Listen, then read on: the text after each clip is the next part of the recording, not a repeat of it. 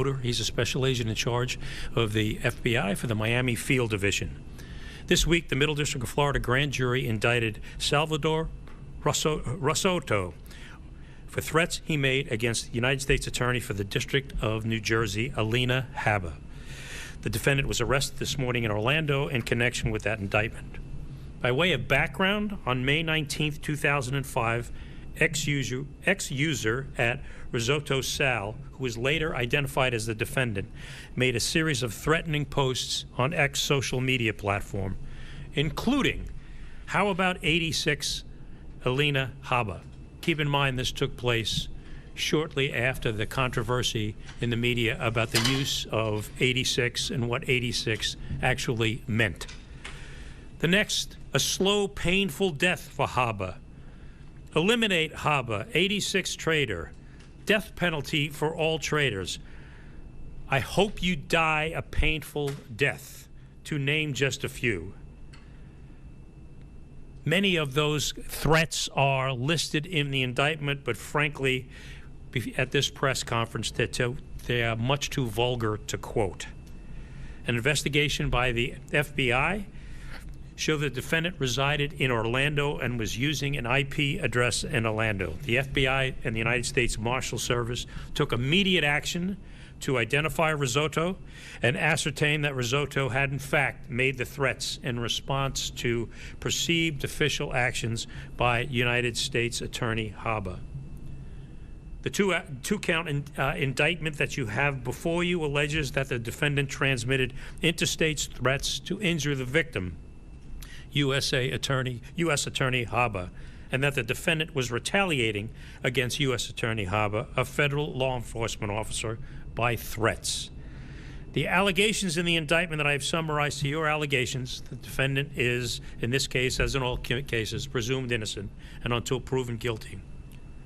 As an aside, make no mistake about it, and the word should go forth, that if you threaten to kill or injure any person in the Middle District of Florida, our office, in conjunction with the FBI, our other federal law enforcement officers, and state and local officers will partner together to identify, pursue, and federally prosecute you.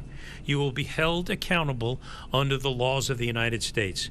We will stop you from threatening victims and from following through on those threats. Our highest priority is to keep our community safe. In this case, our law enforcement partners, FBI Tampa, FBI in Newark, where U.S. Attorney Habba resides, and the United States Marshal Service demonstrated that disrupting threats of violence is also a top priority in each one of their agencies.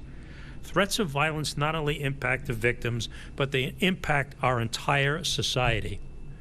And they impact the very fabric of our society. I want to take a moment to directly call out the harms that threatening federal officials have caused, including U.S. attorneys and their staff. And by just talking about the federal family, I don't mean to leave out state and locals, because our state and local partners receive threats on a routine basis. But in the federal level, in addition to U.S. Attorney Habba, the last month has seen the United States Attorney in the Northern District of New York threatened by a defendant wielding a knife and who was illegally in the country. Another man was recently arrested for sending threatening communications via email to the U.S. Attorney's office in North Dakota. The United States attorneys are not alone, and agents are not alone. Our office, in conjunction with our law enforcement partners, have prosecuted threats against the President, members of Congress, members of the judiciary, and law enforcement officers just for doing their jobs, and all in the last 6 months.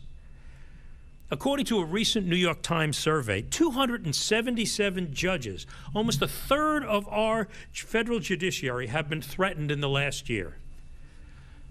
I say this to everyone. Our office stands with our federal partners and state and local law enforcement and are committed to combat these threats of violence. Many years ago, the former director of or Secretary General of the United Nations, and he was a Swedish diplomat. He was a very wise man. His name was Dag Hammarskjöld. He noted this: freedom from fear could be said to sum up the whole philosophy of human rights.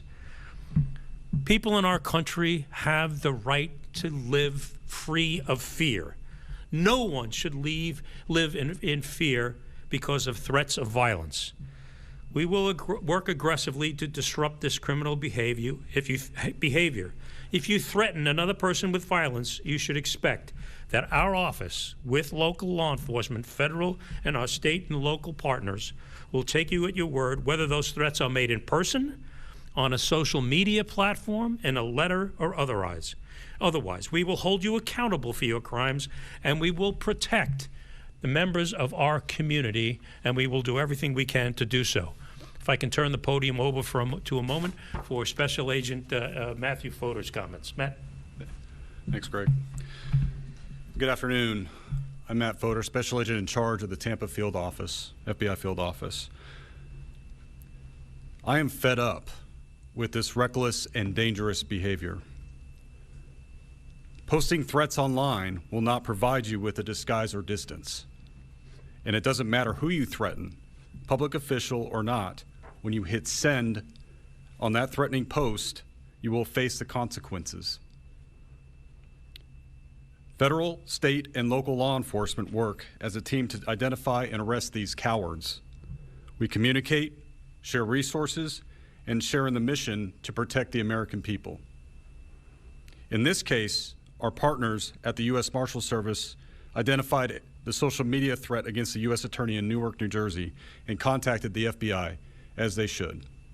We immediately enlisted help from our Joint Terrorism Task Force, which located the subject in Orlando, and with the assistance of Orange County Sheriff's Office, Orlando Police, Florida Highway Patrol, and the Federal Air Marshals, the subject was taken into custody this morning. This swift response demonstrates the priority we give these threats. It proves that we're not going to tolerate these nasty and aggressive postings in the Middle District of Florida or anywhere in the United States. And it also illustrates the law enforcement partnerships to back that up. We have the capacity to deal with this. Make no mistake, we'll take every action possible to deter and protect our communities. Thank you.